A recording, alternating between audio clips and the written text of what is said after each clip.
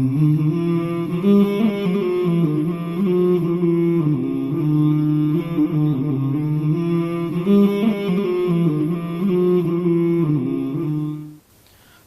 warahmatullahi wabarakatuh. Bismillah, salatu wassalamu ala rasulillah amma ba'd.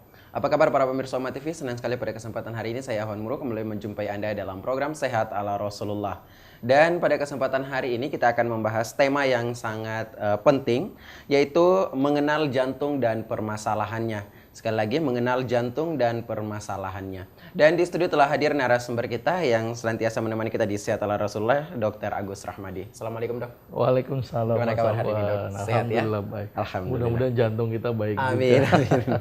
Baik, dan para pemirsa Oma TV, bagi Anda yang ingin bergabung bersama kami ataupun langsung berkonsultasi bersama Dr. Agus, nanti bisa menghubungi kami di line interaktif kami di 081191330000. Sekali lagi di 081191333000. Bagi Anda yang mengirimkan pesan via SMS, jangan lupa untuk mencantumkan nama serta asal daerah Anda.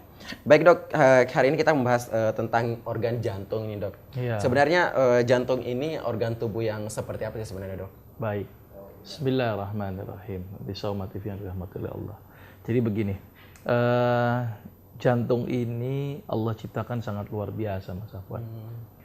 Dia tidak pernah komplain. Ya. Coba kalau jantung ngambek gitu ya, 1 menit saja mati kita ya. Jadi luar biasa Allah menjadikan jantung ini. Jantung ini bekerja sejak mulai terbentuknya jantung di kandungan sampai kita mau meninggal. Jadi tidak pernah berhenti itu jantung. Dia juga tidak bisa kita suruh untuk berhenti. Stop, nggak bisa. Ya, lain dengan organ-organ yang lain. Jadi Allah jadikan jantung ini otomatis berdetak terus-menerus sepanjang masa. Tapi sebelumnya kita harus tahu dulu jantung letaknya di mana dulu. Ya, jangan sampai salah bilang ke dokter saya sakit jantung megangnya di perut gitu ya.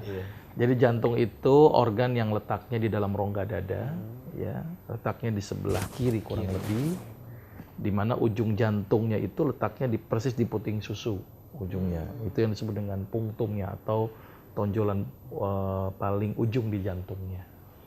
Letaknya di sebelah kiri. Jadi makanya itu kenapa ada orang yang nyeri sakit jantung, misalnya angina pectoris, itu megangnya di sebelah kiri. Sakit sampai dijalarkan ke belakang, kemudian sampai ke tangan. Ini contoh-contoh saja. Kalau orang bilang nyerinya di sebelah kanan, ya perlu dipikirkan jangan-jangan bukan jantung, gitu ya. Boleh jadi itu otot atau tulang, gitu ya. Nah, Allah jadikan jantung ini sebagai organ yang memompa makanan ke seluruh tubuh, ya. Dan Allah jadikan jantung ini cukup unik. Umumnya saraf-saraf yang otonom atau bekerja otomatis, umumnya adalah otot-otot polos. Contoh pembuluh darah, itu otot polos dia. Dia otomatis. Terus cuman bedanya di jantung, satu-satunya otot, Allah jadikan ini satu-satunya otot yang dia bukan otot polos, tetapi otot lurik. Otot lurik itu seperti ini nih. Ini otot lurik, ini otot lurik nih. Ini dia, umumnya otot lurik itu bekerja secara sadar. Sadar itu bisa diperintah. Gerak, buka. Nah, itu contoh adalah otot lurik. Nah, tapi otot jantung, dia merupakan otot lurik, tapi nggak bisa diperintah. Itu unik sekali ini. Kenapa Allah jadikan jantung itu sebagai otot lurik, bukan otot polos? Ternyata otot lurik itu punya keistimewaan. Contoh, otot lurik kita badannya begini, dengan dibikin olah kan jadi binaragawan tuh. Bisa membesar, bisa juga mengecil. Maka itu kenapa Allah jadikan jantung otot lurik, supaya bikin kompensasi. Karena tahu ini manusia akan berbuat zolim ini. Maka itu kenapa dia dikompensasi, kalau bermasalah dia akan membesar.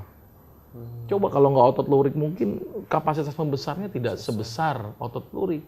Bisa membesar. Maka itu ada istilah namanya jantung membengkak. Nah, otot lurik ini harusnya sarafnya tadi sadar, tetapi Allah jadikan tidak sadar. Maka itu sangat luar biasa. Kita itu diciptakan oleh Allah, dan sangat aneh kalau kita tidak bersyukur sama Allah gitu ya. Karena Allah sudah bikin kita sehat. Allah sudah bikin kita hidup seperti ini. Ini sebuah karunia yang sangat luar biasa. Nah, terus kemudian di dalam jantung itu ada 4 ruangan. Jadi dibagi 4 itu jantung, gitu ya. Di situ ada yang namanya serambi atau bahasa medisnya atrium, ada yang namanya ventricle atau bilik orang awam bilang. Nah, di antara atrium atau serambi dan bilik itu dipecah lagi. Ada namanya atrium kanan, atrium kiri, atau serambi kanan, serambi kiri, ventricle kanan, ventricle kiri, atau bilik kanan, bilik kiri. Kenapa harus dijadikan fungsi berbilik-bilik? Ini ada fungsinya dan ada manfaatnya.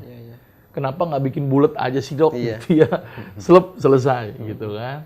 Karena ternyata ini fungsinya adalah untuk pemisahan antara darah-darah yang baik dan darah-darah yang tidak baik. Jadi kalau kita bikin skema, jantung itu akan memompa darah dari jantung ke seluruh tubuh melalui pembuluh darah besar. Terus ke seluruh tubuh mengecil. Dari kecil balik lagi ke jantung. Nah, jantung memompa darah melewati pembuluh darah besar yang kita sebut dengan arteri dulu.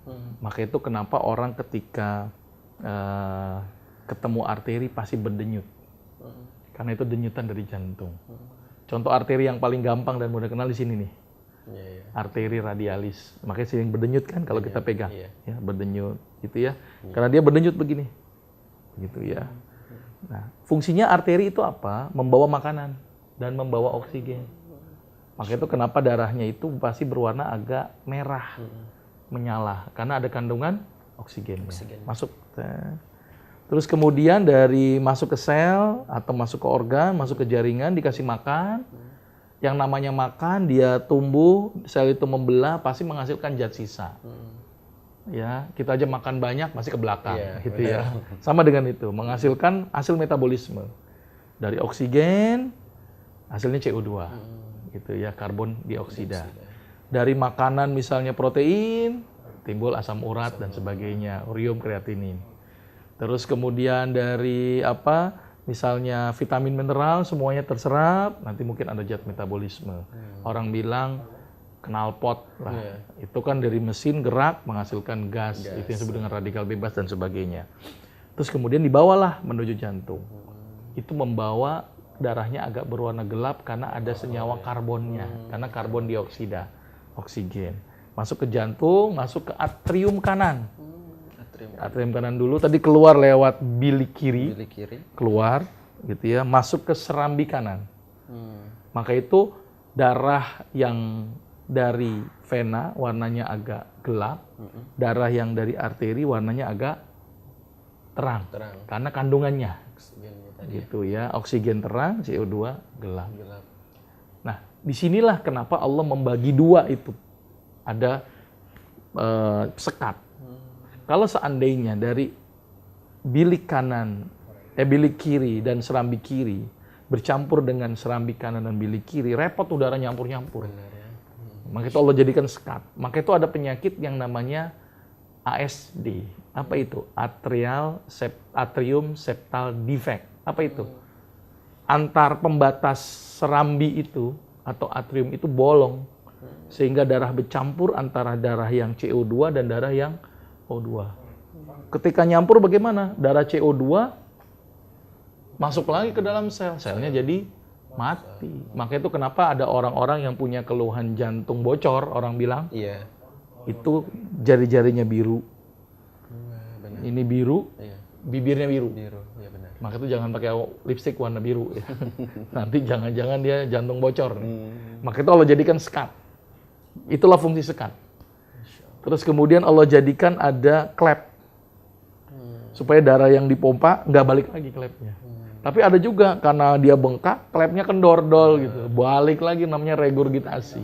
Nah itu yang menimbulkan banyak penyakit. Nah maka itu peliharalah jantung kita ini. Allah jadikan jantung luar biasa, tapi kadang-kadang kita tidak memeliharanya dengan baik. Gitu ya. Nah salah satunya adalah bagaimana mempertahankan darah itu menjadi darah yang cukup baik. Sehingga dia tidak rusak. Nah, ternyata jantung sendiri selain dia membawa makanan ke seluruh tubuh, dia sendiri pun juga dikasih makan oleh dirinya sendiri. Lewat arteri yang namanya arteri koronaria. Orang bilang sering nyebut jantung koroner. Itu adalah pembuluh darah yang memberi makan jantung sendiri. Jantung memberi makan ke seluruh tubuh, tapi diri sendiri juga butuh makan lewat yang namanya jantung koroner. Koroner tadi. Nah, kalau sirkulasi makanannya nggak bagus gimana kira-kira? Jantungnya juga bermasalah dong. Nah, dia kerja berat dan sebagainya. Maka itu cegahlah penyakit-penyakit yang memperberat fungsi jantung. Gitu ya. Maka itu nanti kita akan kenal apa sih permasalahan-permasalahan yang terjadi pada penyakit jantung. Itu berhubungan dengan masalah pola makan, pola hidup, dan sikap kita. Nah, ini gambaran sedikit dulu Mas Aman tentang jantung. Baik, dan jantung tadi hanya membutuhkan memang makanan dari jantung, dari koroner tadi ya dok ya? Ya, dia hidup dari arteri koronaria, dia juga ada nervus, ada saraf yang bikin dia kontraksi, ada sarafnya untuk urat dia tidak bisa dikendalikan oleh kita, gitu ya, itu gambarannya. Jadi fungsi jantung secara umum adalah bagaimana mendistribusikan zat-zat yang dibutuhkan tubuh dan mengambil zat-zat yang tidak dibutuhkan tubuh untuk dibuang. Jadi bahasa awamnya ini sarana transportasi lah, sarana jalanannya lah. Ada rute-rutenya lewat arteri dan ada lewat vena. Maka itu jantung ini ketika bermasalah pasti akan menimbulkan juga permasalahan-permasalahan yang lain. Betul. Nutrisi bermasalah, oksigenasi bermasalah, CO2 juga tidak bisa dibuang. Kira-kira seperti itu Mas. Baik dok, terima kasih atas penjelasannya dok. Dan ini kita masih akan lanjutkan lagi untuk membahas bagaimana sebenarnya permasalahan-permasalahan yang muncul dalam jantung ini. Kemudian juga bagaimana sebenarnya cara kita untuk menjaga jantung ini agar tetap sehat dok. Baik, kita harus jeda sejenak. Dan para pemirsa Umat TV, bagi Anda yang masih ingin bergabung bersama kami masih di segmen selanjutnya di 0811 913 3000. Sekali lagi di 0811 913 3000. Dan kami akan segera kembali setelah jeda berikut. Tetaplah bersama kami di Sehat ala Rasulullah.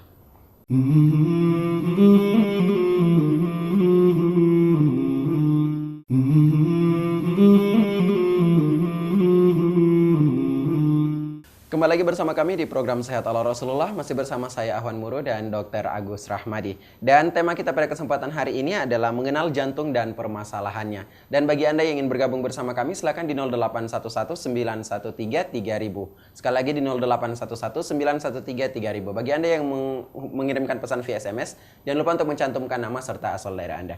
Ini dok, sebelum kita angkat penelpon ini dok, ini sudah banyak yang bergabung. Mungkin permasalahan secara umum yang sering timbul di jantung kita ini apa ini dok? Baik, jadi penyakit jantung ini banyak ya. Jadi nggak bisa kita generalisasi bahwa dia sakit jantung gitu ya. Jadi pertama ada yang namanya kelainan jantung bawaan ya. Yang orang awam bilang jantung bocor lah. Ya. Sejak lahir ini dok ya? Ya bisa jadi seperti itu. Bahasa medisnya contohnya ada ASD, VSD, atau atrium septal defect, atau ventricle septal defect. Tadi sekatnya itu bocor lah bahasa awamnya. Ya itu maka pengobatannya adalah dengan mekanisme kalau memang parah mau tidak mau dengan tindakan operatif, mau tidak mau gitu ya. Karena kelainan anatomi. Kalau anatomi nggak bisa, misalnya hidung pesek pengen mancung gitu, itu nggak bisa pakai alami. Harus operasi harus tindakan ditempel-tempel misalnya seperti itu ya. Ada juga penyakit jantung yang disebabkan karena infeksi yang disebut dengan miokarditis. Biasanya disebabkan karena gigi berlubang gitu ya. Kemudian kumannya menyebar menuju ke jantung, itu juga bisa menyebabkan infeksi. Maka penanganannya berbeda. Yang paling sering itulah penyakit jantung koroner. Orang bilang jantung koroner ya, bahasa kitanya angina pectoris ya. Atau bisa juga memang tersumbatnya kita nyebutnya infak miokard atau kematian jaringan jantung akibat nutrisi jantung nggak masuk. Nggak masuk kayak tadi dok ya, karena tadi, jantung butuh nutrisi juga ya. Butuh nutrisi juga. Akhirnya dia kembang kempis, mati, jantungnya nggak berdetak. Karena nggak dapat makanan ini. Karena jantung koronernya nyumbat. Nah ini yang paling sering di masyarakat. Maka itu nanti hubungan dengan pola makan. Ada juga yang disebabkan karena bengkak jantung. Ya orang bilang itu kalau bahasa medis kardiomegali. Jantungnya bengkak ya sebagai kompensasi dari sebuah permasalahan. Nah, jadi itu sedikit gambaran tentang permasalahan jantung. Kira-kira seperti itu Mas Afwan. Baik dok, ya terima kasih atas penjelasannya. Sudah ada yang bergabung bersama kita angkat terlebih dahulu. Assalamualaikum. Assalamualaikum. Waalaikumsalam warahmatullahi wabarakatuh. Waalaikumsalam warahmatullahi wabarakatuh. Mohon maaf Pak, volume televisinya bisa dikecilkan terlebih dahulu Pak. Waalaikumsalam warahmatullahi wabarakatuh. Dengan Bapak siapa di mana Pak? Pak Bagus di pidato kaki satu Pak, pidato poin satu. Baik, silakan Pak pertanyaannya. Iya, Pak Dokter. Ya. Ini kan saya nih ada kena diabetes itu Pak Dokter ya. Itu akan katanya akan berimplikasi kepada jantung juga. Nah ini saya udah merasakan ini Pak. Kadang-kadang kalau lagi sholat itu ada rasa terengah-engah, kemudian juga ada sakit. Tapi setelah itu misalnya ini saya minum gitu Pak, setelah itu hilang gitu Pak. Itu bicara apa indikasi apa kalau dari saya Pak? Baik. Terima kasih. Assalamualaikum. Waalaikumsalam warahmatullahi wabarakatuh. Baik. Ya, terima kasih atas pertanyaannya. Langsung dijawab saja nih Dok, ada Iya, ini komplikasi diabetes nggak ya? ya. Iya. Jadi gini, diabetes itu kan darahnya kental. Otomatis nutrisi makanan ke jaringan juga akan bermasalah. Tidak hanya di jantung, Pak. Bisa juga di otak, bisa juga di ginjal, atau di organ-organ lain yang intinya adalah darahnya kental. Ibaratnya air putih sama air gula. Pasti kan kental kan bedanya. Otomatis nutrisi bermasalah. Bisa komplikasi ke jantung, bisa ke ginjal, bisa ke paru, bisa ke otak. Banyak sekali komplikasi-komplikasi yang ditimbulkan akibat diabetes itu. Tapi ketika Bapak timbul rasa lelah, rasa capek, tidak bertenaga, bisa jadi disebabkan karena gulanya dulu. Ya, tidak berpikir karena jantungnya. Jantung itu tandanya kadang-kadang agak spesifik. Misalnya kayak jantung koroner. Itu seperti gambar nyeri seperti ditusuk. Cek gitu. Tapi kita nggak pernah ngerasain tusuk seperti apa ya.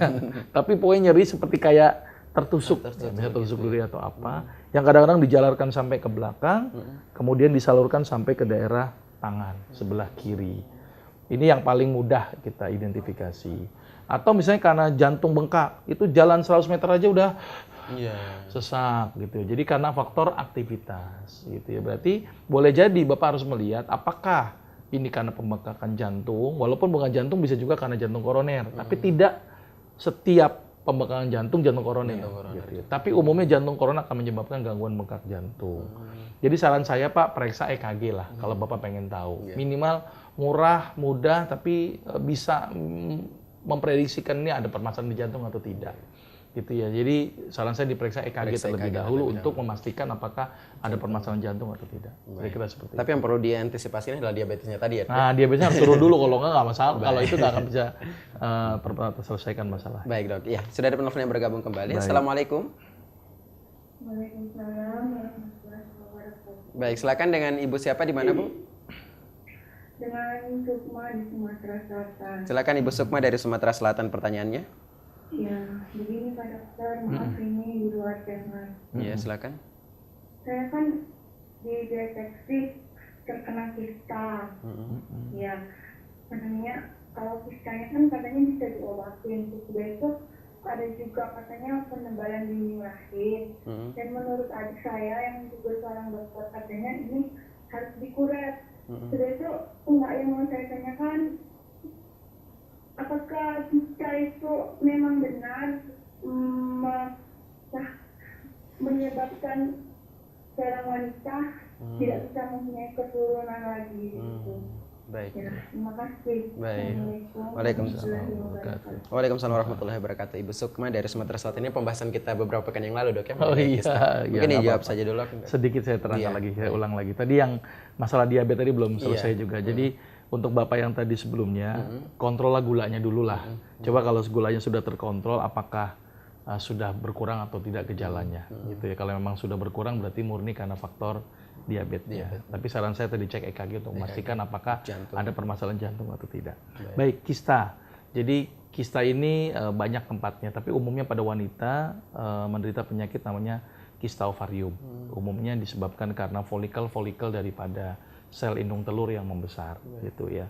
Kalau timbul pertanyaan apakah menyebabkan tidak punya anak, ya nggak juga 100%, tergantung letak kista, terus derajat kerusakan kistanya, berapa besar, apa yang mempengaruhinya. Jadi malah obat yang terbaik untuk kista malah hamil, Bu. Hamil gitu ya, menyusui 2 tahun biasanya bagus gitu ya. Tapi kalau timbul pernyataan apakah kista bisa nggak menjadi penyulit untuk kesuburan, bisa menjadi penyulit. Kalau tadi tergantung ukuran, terus kemudian ekspansi, derajat berat dan sebagainya. Tapi apakah bisa diobati? Bisa, insya Allah, gitu ya, dengan bagaimana mengecilkan kista, gitu ya. Tapi kalau saya ngelihat tadi ibu disertai dengan penembalan dinding rahim, itu bisa ada hubungan dengan masalah hormonal. Nah, hormon ini harus dibenarkan ini. Oke, kuret bisa dilakukan, tapi hormon harus dibenarkan. Kemarin sudah saya sampaikan makanan-makanan yang terbaik untuk gangguan hormonal. Salah satunya adalah fitoestrogen dan fitoprogesteron. Ya, mungkin pemirsa Oma TV masih ingat ya, fitoestrogen, bengkoang, gitu ya, biji bunga matahari, kacang polong itu diperbanyak. Terus kalau aspek sunnahnya, penelitian yang menunjukkan bahwa untuk kesuburan itu yang terbaik adalah dengan puasa. Puasa itu sangat bagus. Terus keseimbangan hormon dengan tahajud. Jadi tahajud, puasa itu adalah mekanisme yang sangat luar biasa untuk mengembalikan fungsi hormonal tubuh. Jadi kalau ibu jangan putus semangat bu, kista tidak punya anak, insya Allah bisa lah bu. Kemudian saya punya pasien-pasien yang kista, ternyata bisa kok punya anak. Tergantung tadi derajat kistanya, besar kistanya, terus ekspansi kistanya besar atau tidak, bahaya atau tidak, ini yang harus diperhatikan lagi. Maka itu perlu ada pemeriksaan lebih jelas lagi. Kira-kira seperti itu Mas Afwan. Jadi untuk ibu tadi nggak usah khawatir, malah dengan hamil, targetnya hamil gitu kan, itu malah bisa menjadi keturunan. Dan perlu saya ingatkan bahwa salah satu penyebab ya orang sulit punya anak sebenarnya tidak hanya istri, tolong dicek suaminya juga. Jangan-jangan spermanya bermasalah gitu ya. Baik. Ya jadi tidak sepihak ke perempuan saja dok ya. Baik, terima kasih dok atas jawabannya. Ini sudah ada penelpon yang bergabung kembali, kita angkat. Assalamualaikum. Iya, dengan bapak siapa di mana Pak? Dari Pak Hamzah di Tanjung Endi. Pak Samza di Tanjung Endi. Hamzah. Pak Hamzah, silakan Pak pertanyaannya. Saya kan pernah menderita pembengkakan jantung dok. Iya. Tapi dulu saya pernah jadi perokok berat. Baik. Apakah itu juga bisa menyebabkan pembengkakan jantung dok? Ya, ya. Ya. Baik. Saya ingin solusinya dok. Baik. Ya, baik. Baik, terima kasih. Itu saja pertanyaannya Pak Hamzah. Iya, terima kasih. Baik, terima kasih kembali Pak Hamzah. Waalaikumsalam warahmatullahi wabarakatuh. Baik, ini pernah menderita jantung bocor ini dok. Bengkak jantung. Jantung bengkak dan Baik. karena perokok, dia dulu perokok, bagaimana ini dok? Iya, ini nanti kita akan bahas lagi pada pertemuan yang akan datang tentang masalah. Tapi saya akan sedikit uraikan. Jadi gini, tadi jantung menerima darah dari atrium kanan, masuk ke ventrikel kanan, dari ventrikel kanan masuk ke paru-paru untuk buang CO2, ngambil O2, ya kan? Terus masuk lagi ke atrium kiri, kemudian ventrikel kiri, baru disebarkan ke seluruh tubuh. Umumnya orang-orang perokok bagaimana? Kadar oksigennya pasti berkurang kan? Karena bukannya oksigen yang dihirup, malah nikotin yang terhirup. Akibatnya tempat-tempat alveoli itu tempat di paru-paru yang tempat terjadi pertukaran udara dan oksigen itu tertutup dengan nikotin. Nikotin itu seperti ini loh, kalau kita pakai lembar putih, kain putih, tiupkan aja asapnya ke situ. Pasti akan timbul bercak-bercak berwarna hitam, dan itu sulit sekali dihilangkan. Dan itu nempel di alveoli. Nah, ketika ini nempel di alveoli, dampaknya oksigen yang harusnya diambil oleh si jantung gimana? Susah ini, darahnya jadi nggak dapat, akibatnya dia toleransinya gimana? Ada lagi, terus kebanyakan akhirnya timbul bengkak pada jantung.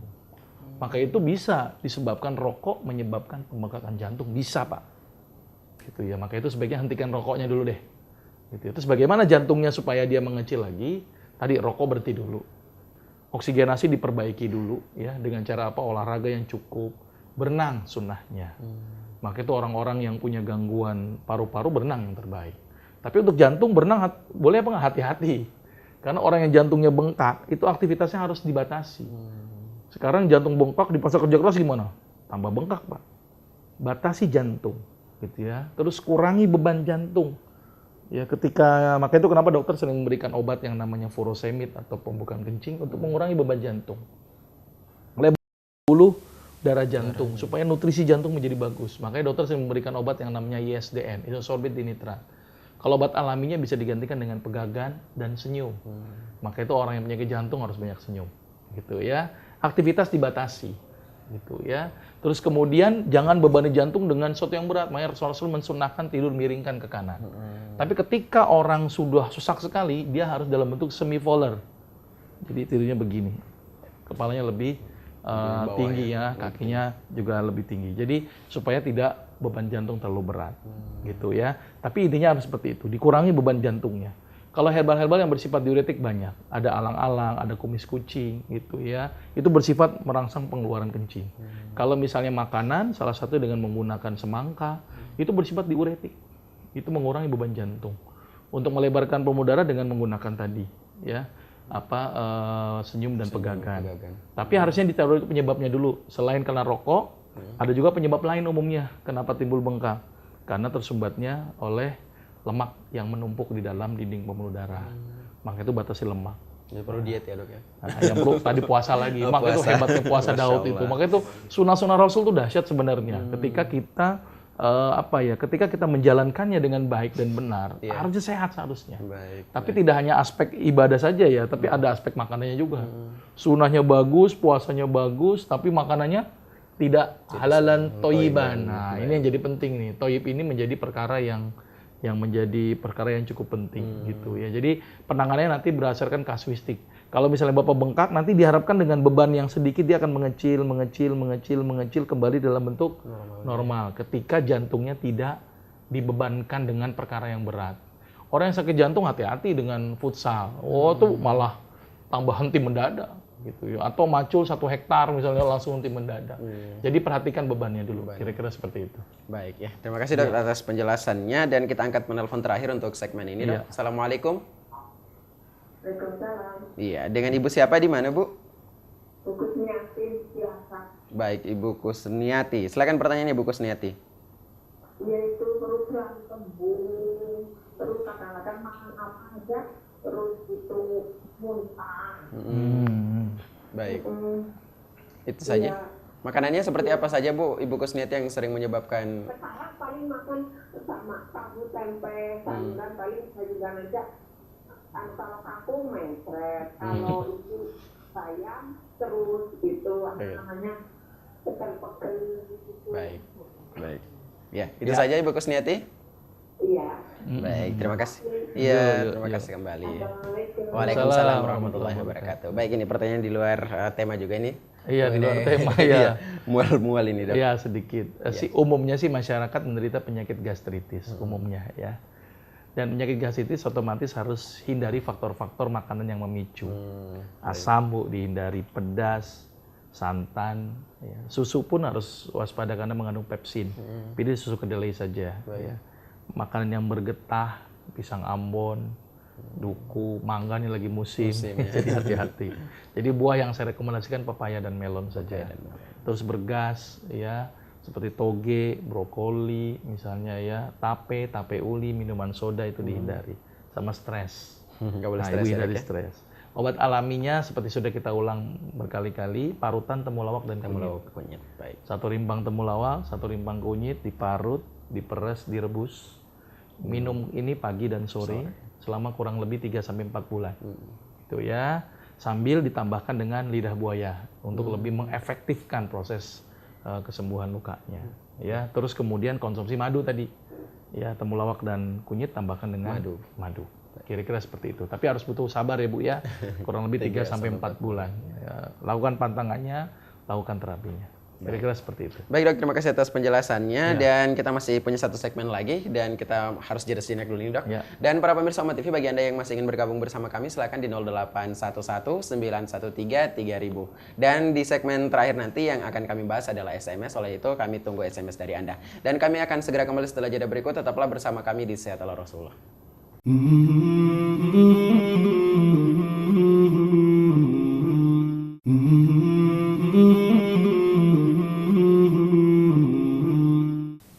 Kembali lagi bersama kami di program Sehat ala Rasulullah dan masih bersama saya Ahwan Muro dan Dr. Agus Rahmadi. Dan kita sudah berada di segmen terakhir, seperti janji saya tadi bahwa di segmen terakhir ini kita akan membahas SMS ya dok ya. SMS yang masuk.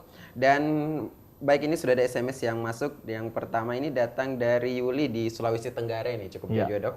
Ini pertanyaannya dok, ini dada sebelah kiri saya tiba-tiba sakit jika menarik napas dan ketika saya sujud langsung reda Ustadz. Jadi kira-kira itu apakah penyakit jantung ya dok atau apa? Iya, jadi kalau penyakit jantung tadi, kalau misalnya curiga jantung koroner, Baik. nyerinya seperti tertusuk, dijalarkan ke belakang, kadang-kadang sampai ke tangan, itu yang bermasalah. Ya, kalau misalnya napas sakit, saya masih kecurigaan ke otot.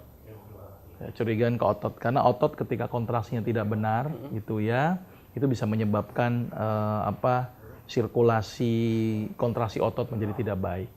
Ya, saran saya coba dibekam saja dulu. Dibekam, kemudian dimasas, dipijet, bikin rileks gitu ya, coba. Terus olahraga diperbanyak lagi, senam-senam menggunakan otot-otot dada. Ya, saya curiga masih otot kalau begitu. Ya. Jadi kalau nyeri karena jantung itu biasanya perubahan posisi nggak akan berubah dia. Tetap aja nyeri terus-terusan.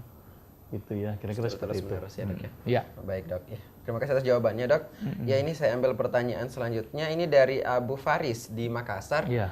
Dok, di atas perut, di bawah dada sebelah kiri biasanya sering nyeri. Itu gejala apa ya dok ya? Umumnya sih gastritis ya. Kalau misalnya di bawah dada katanya kan, di bawah jantung gitu ya, itu berarti gastritis. Dan ini kadang-kadang penyakit gastritis atau MAH itu kadang-kadang suka mendesak diafragma. Sehingga kadang-kadang orang sesak. Nah ini suka salah persepsi. Padahal sesaknya gara-gara gastritis atau peradangan lambung yang menyebabkan dia menekan diafragma. Akhirnya sesak. Akhirnya orang juga kayak jantung. Ya. Padahal belum tentu itu.